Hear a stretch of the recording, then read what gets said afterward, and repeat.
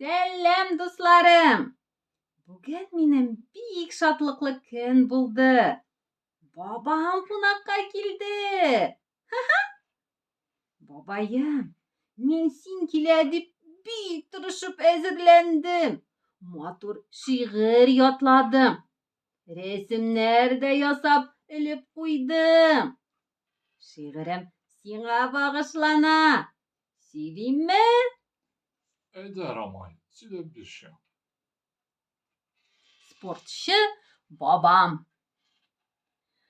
Спортчы булган бабаем мәктәптә укыганда. Беренчелекне бирмәгән ул чаңгы ярышында. Сабан туйда бил алышкан. Ел сайын яшь чагында. Яраткан ул баскетболны. Төз аткан мылтыктан да.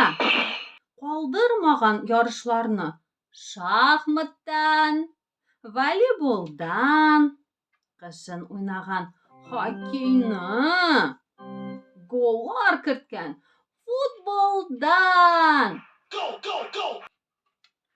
Картайган инде бабаем. Ярышларда катнашмый. Тик чаңгы шуып керүне кышын бер дә калдырмый. Ничегрәк бабаем? Шәп булган, Рамай. Ой, рәхмәт.